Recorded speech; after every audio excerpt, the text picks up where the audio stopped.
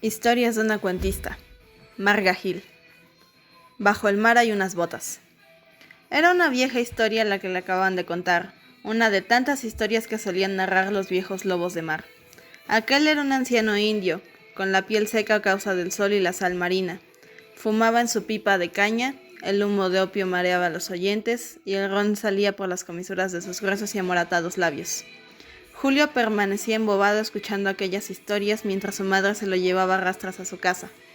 Esa noche no pudo dormir, sin saber el por qué la historia de ese día le había ido devorando poco a poco por dentro hasta casi convertirse en un ser de fantasía.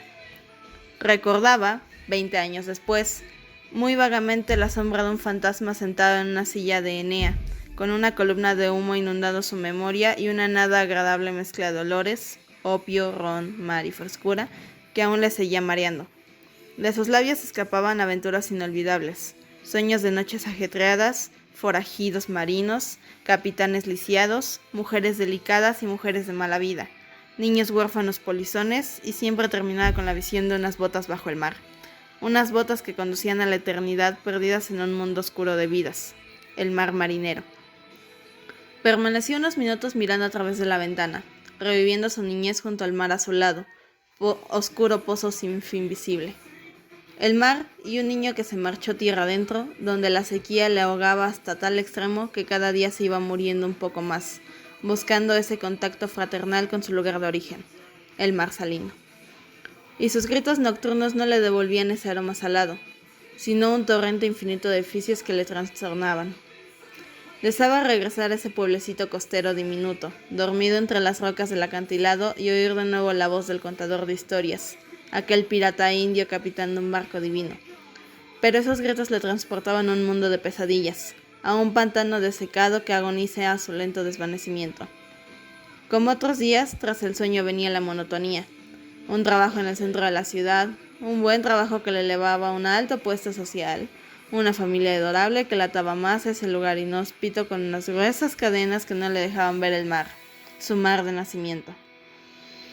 Algún día, se decía a sí mismo, como en un intento de convencerse, lograré alcanzar esas botas, porque bajo el mar hay unas botas que me esperan desde hace una eternidad, descansando en un lecho de algas y rocas custodiadas por los seres vivientes del agua salada y por un guardián humano que hace realidad la fantasía.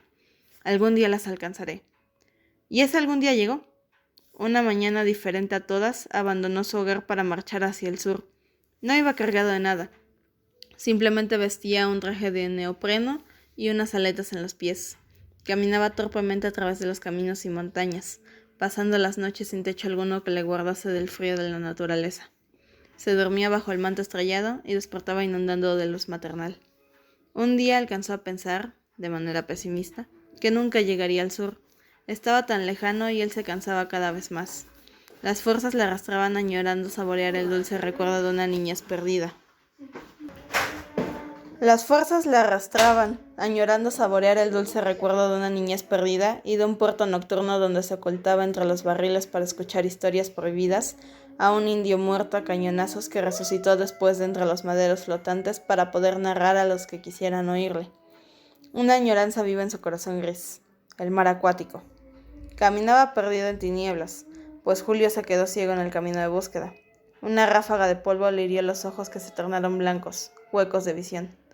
Se ayudaba por una rama retorcida para caminar, pero su mente le iba marcando un camino que nunca jamás pisó ser humano alguno. Una tarde de otoño, 7 años después de su marcha, se le nubló la mente y comprendió que el viaje había terminado, y aunque no lo podía ver, sabía con toda la seguridad del mundo que su mar anhelado estaba allí, ante él, guardándole unas botas eternas. Respiró hondamente. La seguridad era total, porque un suave olor le acarició el olfato de manera acogedora. Su misión llegaba a su fin y su búsqueda no había sido inútil. Después de haber recorrido el pueblo palmo a palmo y de haber oído las empalagosas voces de sus habitantes, regresó junto a la naturaleza, junto a aquello que el hombre nunca podrá crear con sus manos, aquel lugar al que siempre había pertenecido, el mar divino. Lentamente fue penetrando en el agua.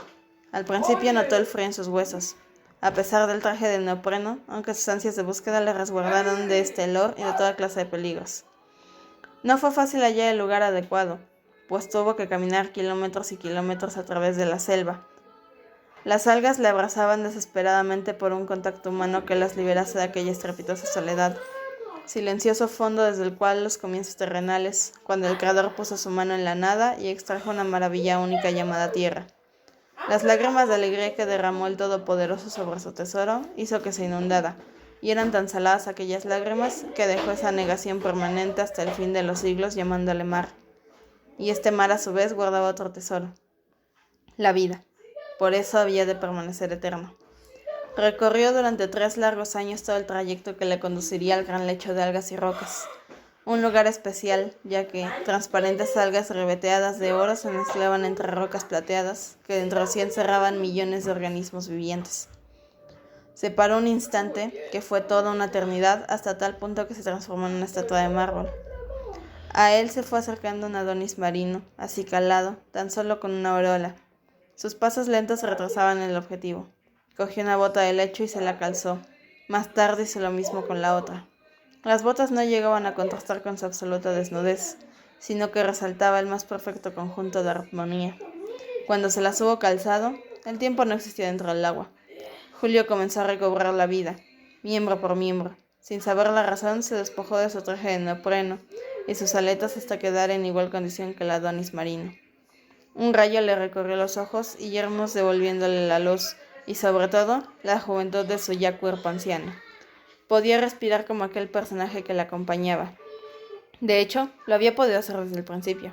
Se tocaba para cerciorarse de que aquello era real y no una historia contada. Descubrió que su compañero se había ido alejando y, sin pensárselo 2 veces, caminó detrás él, pues acababa de descubrir la gran verdad que encerraban las botas, una verdad que no pertenecía al hombre humano, tan solo a ellos y al mar sañado.